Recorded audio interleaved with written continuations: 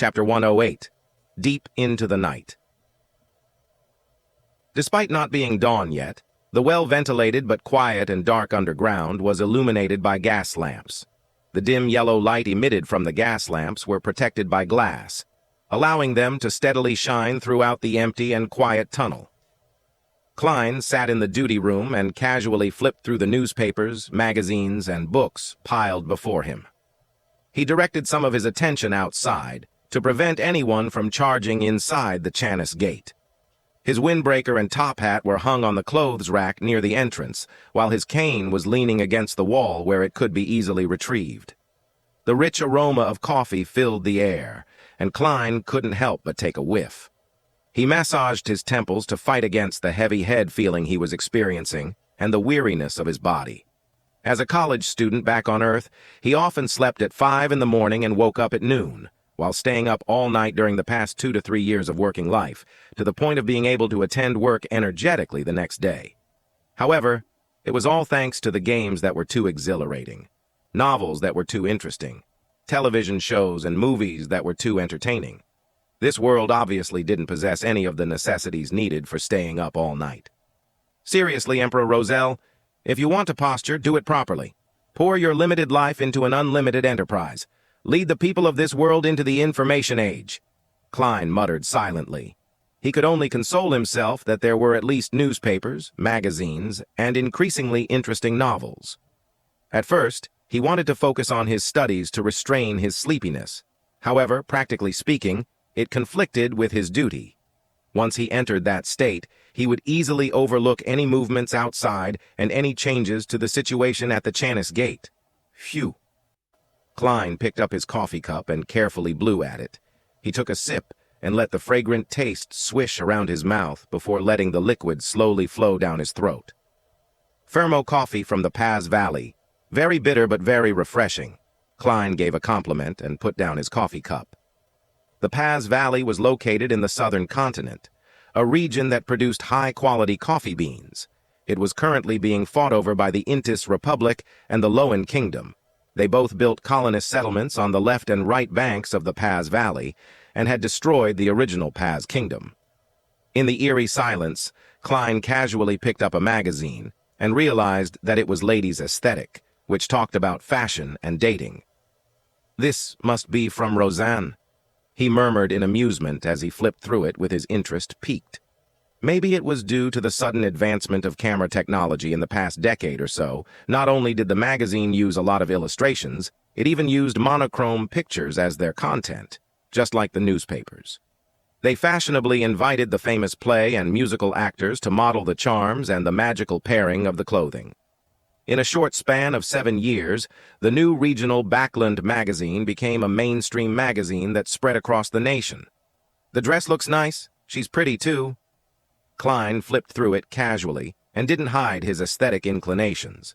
He was a man that had matured normally, both in body and mind. He had always appreciated beautiful ladies, but he had long set his goal, to find a way home. Hence, he tried his best to keep his distance from the opposite sex, so that he didn't waste the other person's time or leave behind any emotional baggage. As for streetwalkers, he was quite a germaphobe in that aspect.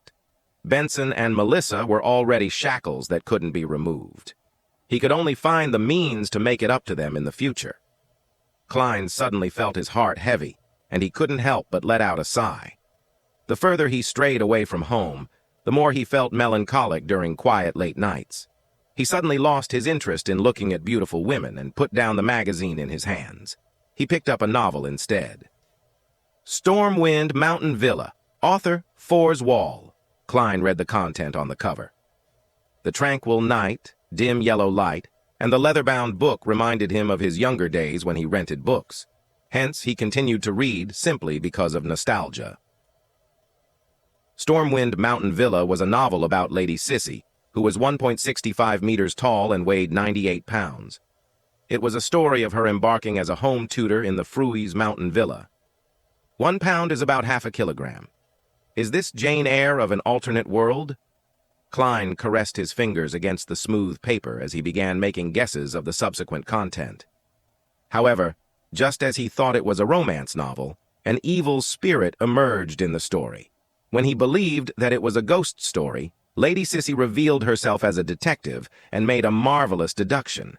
Just as Klein felt that it was definitely a detective novel, the main male character took a heavy blow to the head and lost his memory. Then it became a heart-rending drama. In the end, it's still a romance book. Klein closed the book and drank a mouthful of coffee. Thump, thump, thump, thump. A ferocious knocking was suddenly heard as it reverberated in the dim and quiet, empty corridor. Klein jumped in shock as he immediately turned tense. He instinctively drew his revolver from his armpit holster, adjusted the cylinder and hammer. Then he slowly walked to the door and looked for the source of the sound. Thump, thump, thump, bang, bang, bang. The thumping became more and more intense. Klein looked in the direction of the sound and saw the black outward-swinging gates that were engraved with 7 sacred emblems. Sounds from beyond the Chanis Gate? He squinted his eyes and his heart was beating like a drum. Bang! Bang! Bang! Klein saw Chanis Gate shake gently, and he sensed the massive impact it was withstanding. It can't be right. I'm encountering something on my first day on duty? Did I get an unlucky constitution after I transmigrated? Klein's right hand broke into cold sweat as it held the revolver. Very soon, he recalled the captain's instruction. Do not open Chanis Gate no matter what you hear, unless it is open from the inside. Could this be a normal phenomenon? Klein suddenly calmed down. Bang! Bang! Bang! Thump! Thump! Thump! The commotion beyond the Chanis Gate grew in intensity, but the heavy black metal gates only shook. Otherwise, it didn't show any unusual signs. This is normal! I nearly died from the shock! Klein muttered, before he prepared to return to the duty room. Just then, he heard a sharp grinding noise. He looked at the heavy Chanis Gate bulging outwards as a crack appeared in its surface. Zing! In the jarring noise, Klein's almost fixed eyes saw a figure. Its height was about the length of a man's arm, and it was wearing a classic black miniaturized regal gown. There was an obvious stain on the gown. It had a not-so-exquisite face, black eyes, and tightly sealed lips. It was a cloth puppet, a toy cloth puppet. At that moment, when Klein was about to subconsciously raise his gun to take aim, the cloth puppet leaned heavily into the crack in Chanis Gate and unfurled the paper it was holding. There were many mysterious symbols on the paper, some that Klein knew and some that he had yet to learn. Together, they formed a vertical eye. Klein had yet to understand the situation when the regal-gowned puppet was suddenly dragged back by a shapeless force to the back of Chanis Gate. Creak! Chanis Gate closed once again, with no more knocking or pounding sounds. The basement regained its tranquility and silence as though nothing had happened. I have to inform Captain that Chanis Gate was opened from the inside, but it closed itself. At that moment, Klein's mental facilities returned to him as he felt alarm, fear, and doubt. A few seconds later, he recalled what the cloth puppet was. Since he was an official member of the Nighthawks, he was given the clearance to know about the Grade 3 sealed artifact sealed behind Chanis Gate. Number 0625. Name Misfortune Cloth Puppet. Danger grade 3. Considerably dangerous. It has to be used carefully. It can only be applied for operations that require 3 or more people. Security classification. Official Nighthawk member or above. Sealing method. Only needs to be separated from humans. Description. The cloth puppet is wearing a regal gown which was popular in around the year 1300. The gown has a stain that is almost impossible to remove. It is uncertain if the stain was present from the very beginning. In a few tragic cases of individual family financial crises recorded in Tingen, the police noticed the existence of the puppet. It was always placed in the children's bedroom, on the side table next to the bed. A few Nighthawks accepted the request and started an investigation on the puppet. The initial evaluation determined that it brought misfortune, causing people around it to be unlucky and find themselves in danger. Finally, they would die, one after another. It only took 2 weeks for the tester to reach the brink of bankruptcy. The puppet isn't equipped with the capability to live.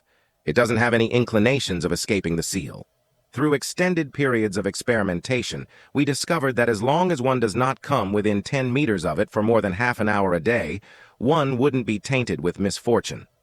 If misfortune has befallen someone, the person will immediately have his situation turn for the better as long as the misfortune is transferred to another person. Appendix. The puppet first appeared in the house of an old lady, Tess, who lived in the lower street of Iron Cross Street. She was a toy maker. Due to old age and her husband's severe illness, with both her children passing on early, she had no choice but to move to the Iron Cross Street's lower street. This was the last toy she sold. She exchanged the puppet for some poison hemlock and ended her and her husband's lives, having starved for more than 3 days. As Klein recalled the information of sealed artifact 30625, he felt even more doubtful and horrified. Didn't it say the puppet isn't equipped with the capability to live? Didn't it say that it doesn't have any inclinations of escaping the seal? What did I see just now? What dragged it back in the end? The symbol that was drawn on the paper that it unfurled. What does it mean? That scene earlier was like how a psychotic murderer deals with his victim as the victim slams on the gates heavily and cries for help desperately, only to be dragged back. While these thoughts flooded him, Klein decided not to make any decision on his own. He returned to the duty room and pulled a rope. The rope tightened, the gear spun, and there was suddenly a hurried ringtone that rang on the second floor of the Blackthorn Security Company.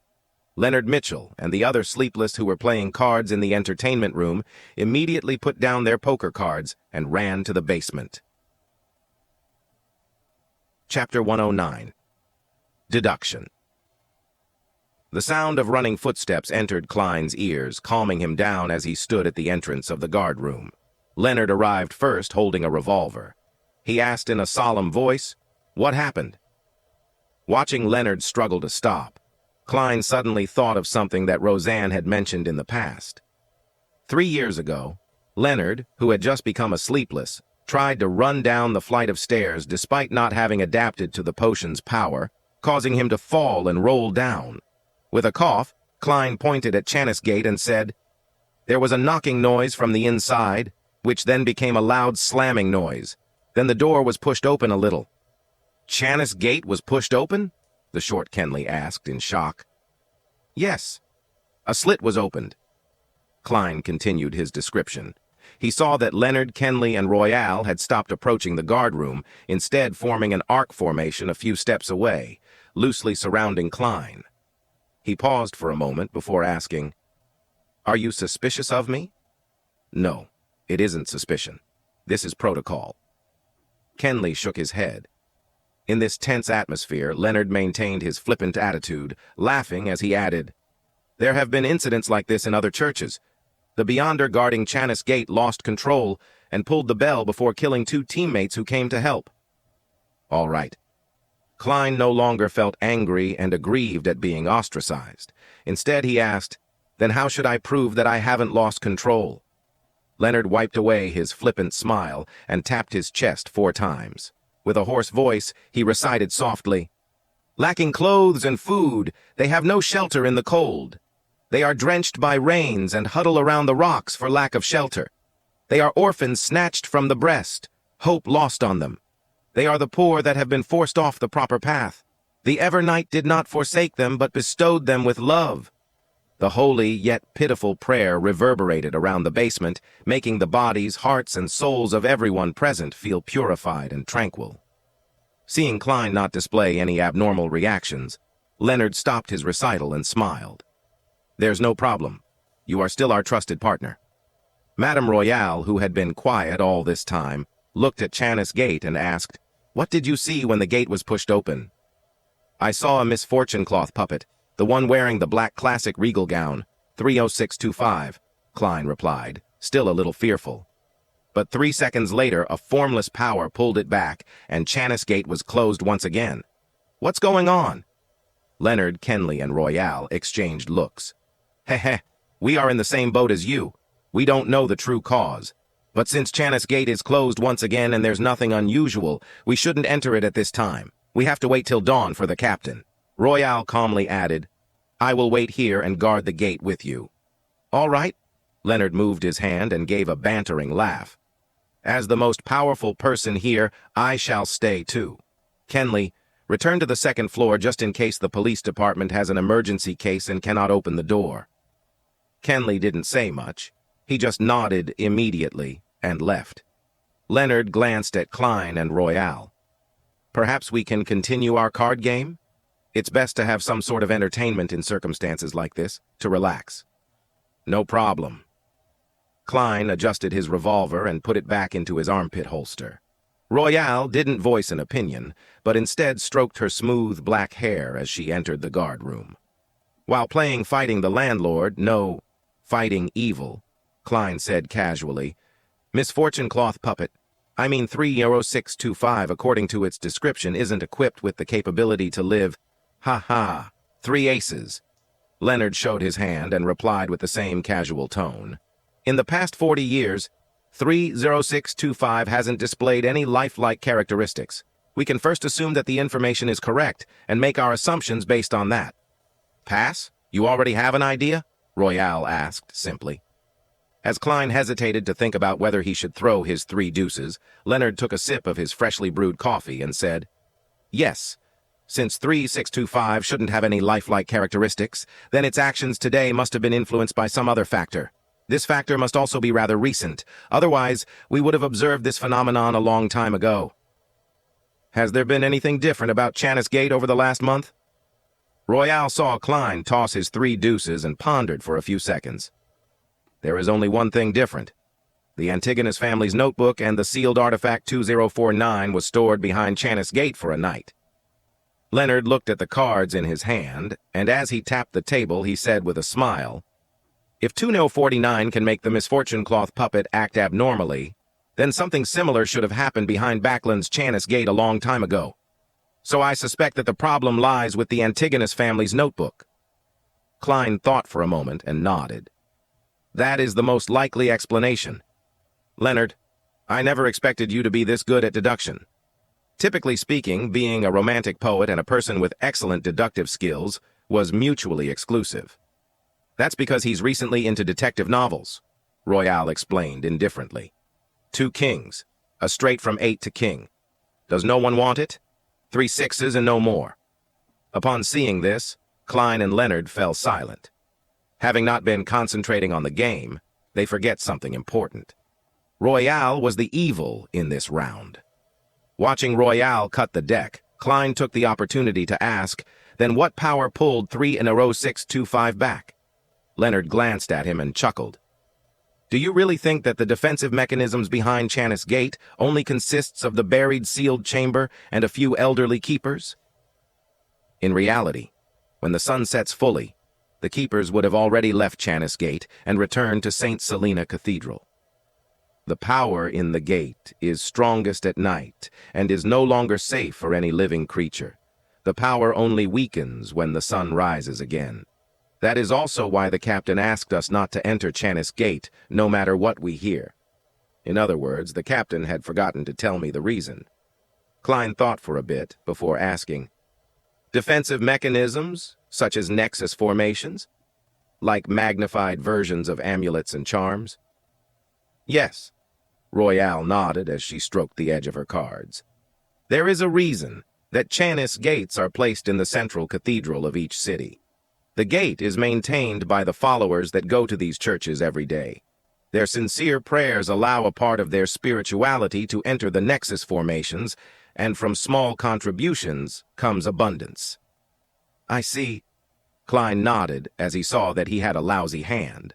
At that moment, Leonard laughed and said, There isn't just one defensive mechanism behind Chanis Gate. St. Selena's ashes are buried inside. She was a high sequence beyonder when she was still alive. The ashes of St. Selena? Ashes of a high sequence beyonder? Sacred ashes? What use do those have? Klein was as puzzled as he was curious. St. Selena was a devotee when the Church of the Evernight Goddess was being established. She was active during the Third Epoch, and her deeds were written in many holy scriptures. Thus, St. Selena was a fairly commonly used name among the commoners who believed in the Evernight Goddess. Leonard seemed to read Klein's mind as he continued. Rumors suggest that the skeleton or ashes of high-sequence beyonders still contain incredible power. Of course, those are just rumors. Klein nodded, focusing his attention on the cards in his hand. There were no unusual incidents in Chanis Gate for the next few hours. but Klein lost exactly 2 soli. It pained his heart. But Leonard, who fully expressed his romantic, poetic vibes while playing, lost 4 soli and 5 pence, leaving Royale as the undisputed winner. The sun has just risen. It's my turn. The quiet author, Madame Tron, entered the guardroom at 6. Klein wrote the incident he encountered the previous night into the record book and returned to the Blackthorn Security Company with Leonard and Royale. He felt unusually exhausted, but the midnight poet and sleepless beside him remained energetic. This is the difference between the different sequences. Klein was just about to make his way past the partition and catch up on some sleep at home when he suddenly saw the captain enter. "Good morning, Captain." He couldn't help but yawn when he greeted him. Dunn, who was in a black windbreaker, took off his hat and looked at him with his gray eyes. "Good morning. You should head back home for some rest. Did anything happen last night?" Klein immediately gave a succinct summary of the incident regarding the misfortune cloth puppet and Leonard's deduction. "Okay." Dunn didn't give his opinion.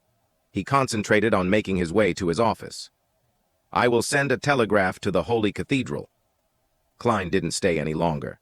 He slowly walked out of 36 Zootland Street and breathed in the cool morning air. He felt a little more energized, suddenly remembering something he had forgotten all this time. "I forgot to tell the captain and the rest about the piece of paper in the misfortune cloth puppet's hands. How could I have forgotten? It was as if some power was influencing me, stopping me from telling this to the other Nighthawks. It has been some time since the Antigonus family's notebook was present at Chanis Gate. The misfortune cloth puppet 30625 should have been affected long ago. Why did it only show abnormal behavior last night? Was it because it was the first time I was on shift at Chanis Gate? It used all of its power to show me the picture on the paper? What is the motive of the Antigonus family's notebook? Has it got to do with my survival, despite making contact with it? And that I became a seer?" Many suspicions flashed through Klein's brain, rooting him to the spot. He was unsure if he should pretend that he didn't remember anything and make his way home to sleep, or head up and report it to the captain. Chapter 110. Confirmation. After thinking for a while, Klein decided to return home to confirm something.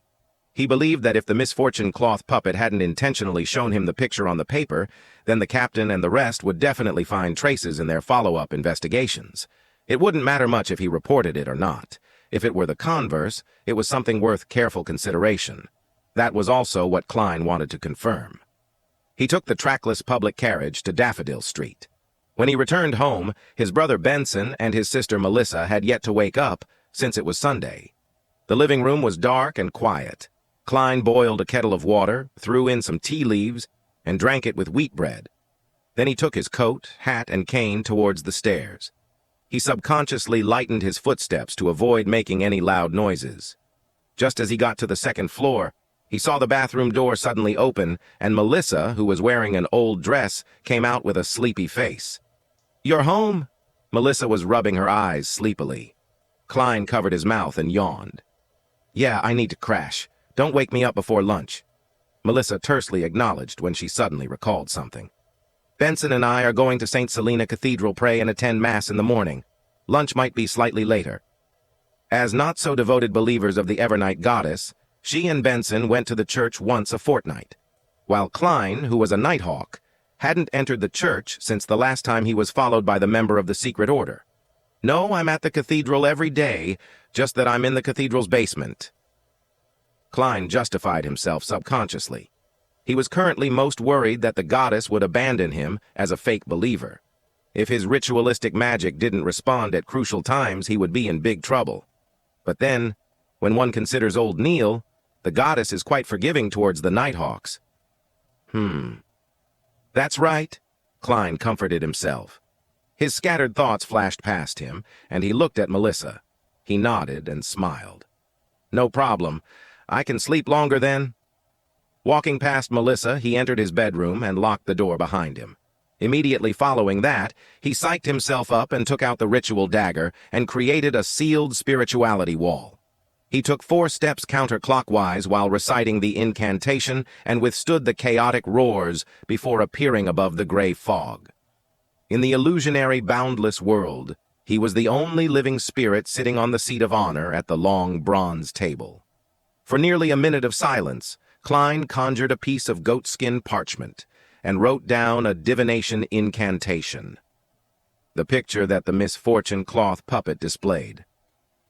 Although Klein had seen the mysterious picture on the paper clearly for a split moment last night, he only managed to remember the rough shape of the picture due to his anxiety. But that wasn't a problem for a seer. He could reproduce anything he remembered and had seen once. According to mysticism theory, one's spirituality could remember everything they had seen. As long as they possessed the appropriate method, they could reproduce the scene whenever they wished. Klein even felt that the theory that Spirit Medium Daily described regarding the psychology alchemists made sense. Human memory was merely islands that were exposed above the sea. It couldn't withstand much. Hence, a person's spiritual essence remembered most of the information and turned it into the subconscious, which formed the entire ocean. While spirituality itself, even if it wasn't the entire ocean, also included the entire sea region surrounding the island. After reciting the divination incantation, Klein leaned backwards and fell asleep through cogitation. In the blurry, distorted, separated world, he saw Channis Gate crack open once again as he heard the heavy grinding noises. The puppet in the black classic regal gown leaned into the opening of the door and unfurled the paper that it was holding. On the piece of paper, there were many mysterious symbols that collectively formed a vertical eye. Klein carefully observed the picture before exiting the dream. Then, with the aid of the uniqueness of the world above the gray fog and the memory that had yet to fade, he expressed the image on the brown parchment. The vertical eye looked up at him, looking both sinister and mysterious. Klein thought and wrote below the eye, "This is key to the treasure that the Antigonus family left behind." Putting down the pen, he untied the silver chain that was wound inside his sleeve.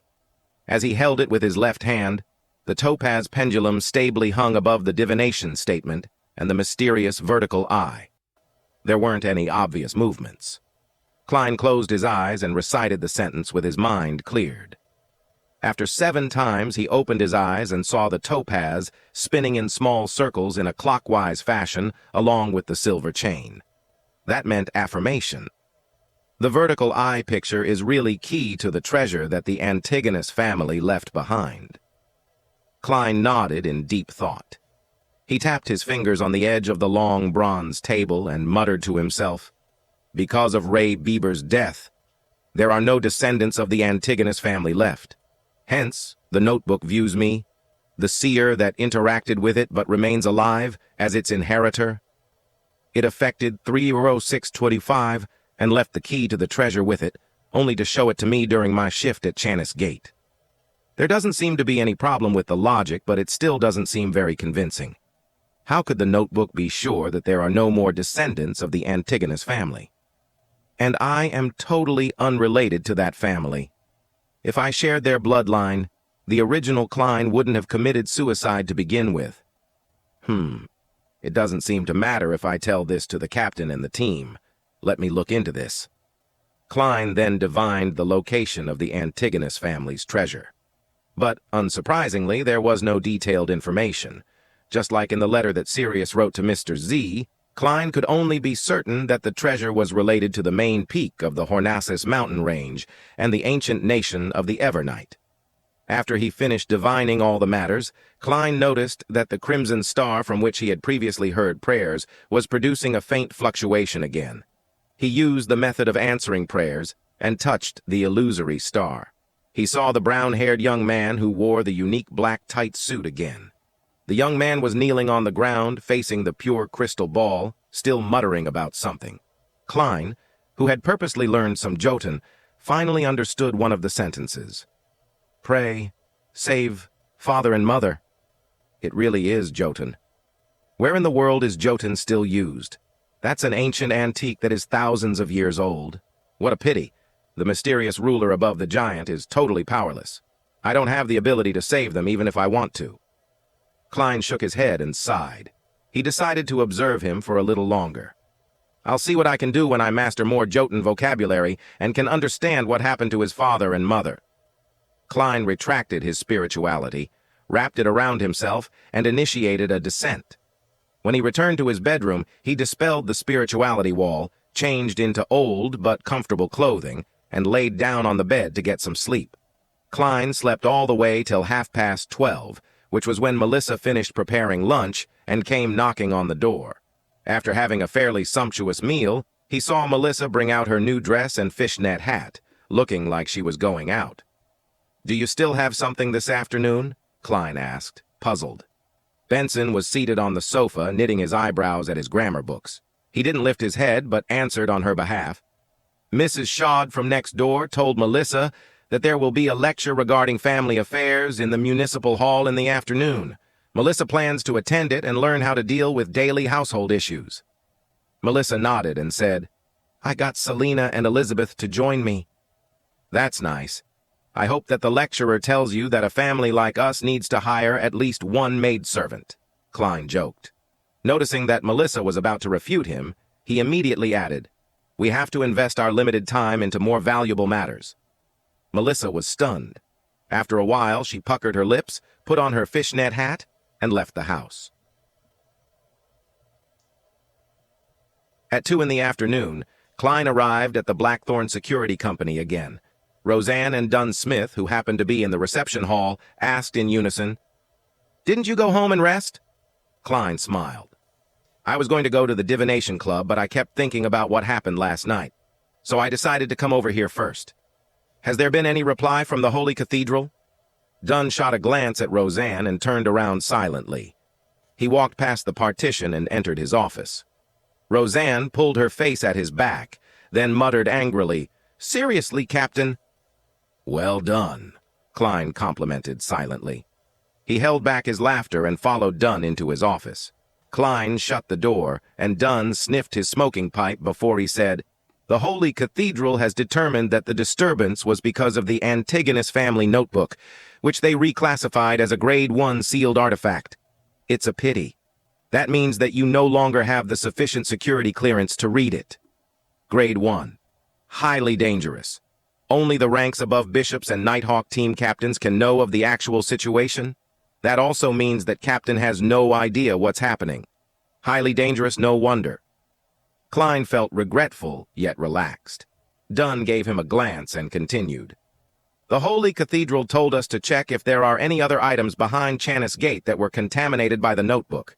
After verification, only 3 Enro 625 was abnormal, and we have already changed its seal." "Did you discover anything else?" Klein pretended to ask curiously. Dunn shook his head. "No." Klein nodded in thought. He didn't continue with the topic. After some small talk, he bade farewell and left for the Divination Club to continue his journey of digestion in the municipal hall. The 3 best friends, Melissa, Selena, and Elizabeth, sat near the door waiting for the lecture to begin. "If she delivers a bad lecture, we'll sneak out," Selena suggested excitedly. Elizabeth immediately agreed. "Let's go shopping at Harrods." Chapter 111. Letting Slip. Sometime later, the lecturer, who had relatively high cheekbones, walked up the wooden podium. She cleared her throat and said, "Good morning, kind, charitable ladies. I am Xaviera Hedda. What I am about to share with you today are my experiences in managing family expenses. There are 3 parts, the first being how a family with an annual income of £100 should balance food, housing, clothing, and employing helpers. The second would be where a family earning £200 yearly should be increasing their expenditure to appear more decent." Melissa listened attentively. She had her brother's annual income at her fingertips. "It's already over £200, she thought, half in relief and half in fear. She was relieved and satisfied with her current life, but was also afraid that this way of life would vanish in the blink of an eye. At this point, the wine-red-haired Selena covered her mouth. She told her 2 friends quietly, "She seems to be a believer of the Lord of Storms. She's wearing a windstorm badge." Melissa looked over and saw Xaviera wearing a badge depicting violent winds and tumultuous waves on her left chest. She quickly explained, "Mrs. Shod, who told me about this seminar, is also a follower of the Lord of Storms. I don't think it's strange that the speaker is a follower too. Yeah, I don't think there is a problem here. We are here to learn how to budget." Elizabeth concurred with Melissa. But other than Melissa, we don't need to, nor do we have the right to govern our family's finances, Selina pouted. Elizabeth rebutted without hesitation. But we'll get married eventually and form our own families. Selina had been a little afraid of Elizabeth after the incident of the demon mirror divination. She nodded in embarrassment and pretended to listen to the lecture attentively. The lecturer, Xaviera, raised her right hand and said, "The premise of any form of budgeting is to respect the opinion of the man of the household. They are the source of income, the pillar of the family. They face anxiety, stress, troubles, and disorder in society in order to obtain everything for us. Thus, we have to create a serene home, one free from troubles from the outside. This will allow them to relax when they come home, allow their souls to be cleansed, allow them to be more prepared to face the challenges to come. So, as the famous philosopher, sociologist, humanities scholar, and economist Mr. Loomy once said, a woman is the angel of a household." Selina stroked her cheek and traced her dimples as she whispered with a little excitement, "Loomy? The person who said that humans are born free?" Elizabeth hesitated before answering. "Yes, but he is a believer of the Lord of Storms." At this point, the lecturer, Xaviera, continued, "Mr. Loomy also informs us that females are innately flawed when it comes to intelligence and logic. In that case, unable to judge for themselves whether they should accept the judgment of father and husband as that of the church." Parp. Melissa, Selina, and Elizabeth looked at each other, speechless after hearing such a description. "Let's go," Selina finally suggested. Melissa and Elizabeth nodded. "All right." They took their veiled hats and bent over, sneaking over to the side door in an attempt to leave without attracting any attention. When they cautiously arrived outside and could finally stand up straight, they suddenly heard a burst of applause coming from the small hall. Melissa instinctively looked back into the hall. She saw Mrs. Shaw, as well as many other ladies, clapping. Phew! Praise the lady. Melissa exhaled. She left the uncomfortable place together with Selina and Elizabeth.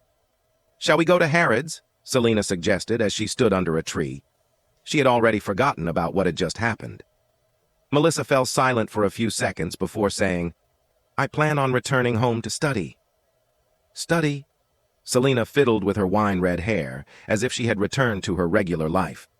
"Also, I have to buy bread, beef, potatoes, and fruits. Klein needs to work today. Benson went to the municipal library. So yeah, I have to go back." Melissa suddenly realized how much she loved her textbooks, her gears and springs. Selina decided to keep her distance from the unusually weird Melissa. She turned to look at Elizabeth and smiled dutifully. "Shall we go to Harrods together? Even though I've spent all my savings, it's still wonderful to window shop." "Sure." Elizabeth accepted the suggestion, then asked casually, "Melissa, does your brother Klein have to work on Sundays?" "Yes, he rests on Mondays, different from ordinary jobs." Melissa unknowingly raised her head slightly.